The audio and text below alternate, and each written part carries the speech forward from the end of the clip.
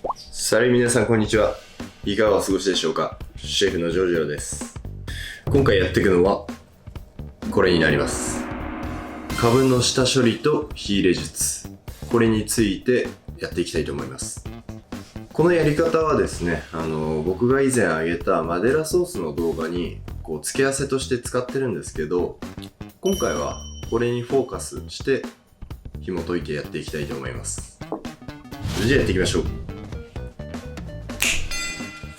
まずは株の掃除から始めます。この下の部分を切り落とします。そして茎も切り落とすんですけど、茎の部分は少し残した状態で、そしてこの茎の周りの部分は筋張ってて硬いので包丁で掃除していきます。ペティナイフの刃先を持って、株をですねぐるっと一周させるようなイメージです。コツとしてはですね、包丁の角度を一定にして株を回すようなイメージです。この時の力加減は十分に注意してください。親指ごと持ってかれますよ。一周切れ込みを入れたら、あとは縦に包丁を入れていくと綺麗に取れると思います。そしたらボウルに水を張って10分から15分ほど水に漬け込みます。そうすると茎や水を吸って、少し開いてですね、砂が落ちやすくなるんですよね。その間に茎だけの部分も刻んで、これも流水して、余計な砂、これらを落としていきます。ある程度浸水させたら株を引き上げていきます。この時にね、ボウルの底に見ると分かるんですけど、結構ね落ちてますよね。そして個体差があるんですけども、まだ茎の中に砂が残っている場合はこういった金串を使ってゴシゴシすると残りの砂も取りやすくなると思います。蛇口をシャワーモードにして水圧ですすぎを落としていくと効率がいいと思います。ここからはピーラーを使って株の外側の皮、これを剥いていきます。以前は皮付きでローストしたんですけども、今回は形を整えたいので皮を剥きます。これはお好みで結構です。そして株は皮よりもより身の内側に強い繊維質を感じるので、レストランとかではこれらを外すやり方もあるんですけども、正直家でやる場合はそこまでしなくてもいいかなと思ってます。ピーラーで剥いた皮はもったいないので、細かく刻んで白ワインビネガー、オリーブオイル、お塩でマリネします。これで酸味と食感のアクセントを演出できたらいいですね。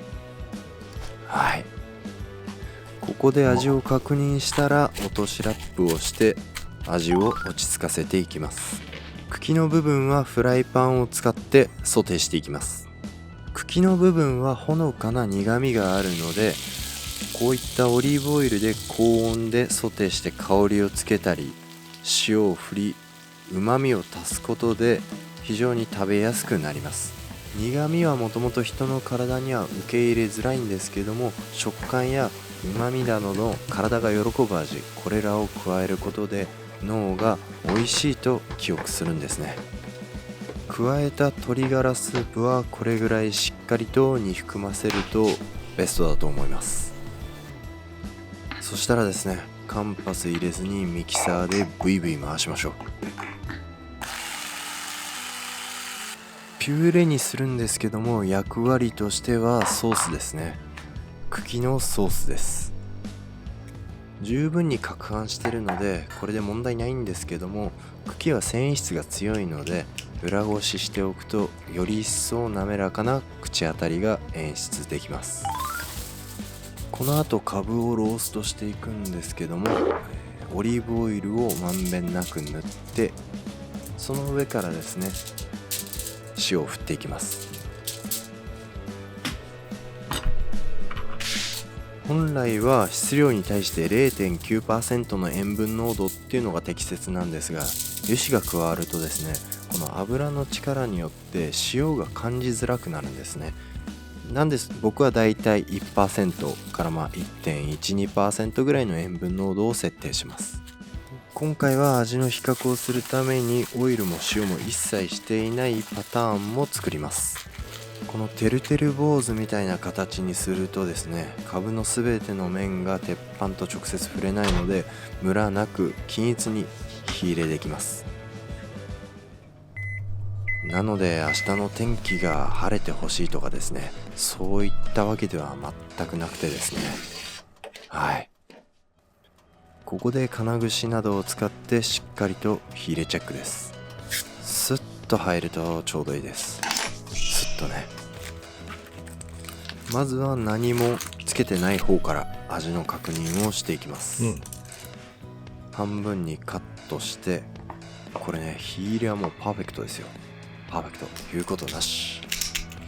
後から塩をしてるので塩味が立ってる感じはあったんですけども、香りはねすごい良かったですね。カブ本来の香りを色濃く感じられました。次はオイルと塩を事前にした方ですね。こちらもカットしてから表面に塩はするんですけど、やはり事前に塩を打ってる分ですね、味がしっかりと染み渡っていて、カブ本来の旨味っていうのが引き出されてるような感じがしましたね。ただ面白いことに香りは何もしなかった方が強く感じられました。これは面白かったですね。なので自分が目指したい着地によって使い分けるのがベストだと思います。アルミでローストしてるのでホクホクしててすごくいい感じなんですけども、仕上げに断面をカリッと焼き上げることで香ばしい風味とカブの甘みっていうのがギュッと濃縮された仕上がりになります。お好みでバターなどを加えて焦がしバターのような感じで焼き上げるとですね、芳香な香りが加わってまたいいんですよ。これはもう控えめに言って最高の焼き色でしょう。もはや勝負あったというところですかね。じゃあドレッセいきましょう。茎のピューレ、これをソース代わりに下に敷いて、その上にですねマリネしておいたカブの皮、これを散らしたら、あとはその上に最高のローストしたカブ、これを添えて完成です。ボラペティ。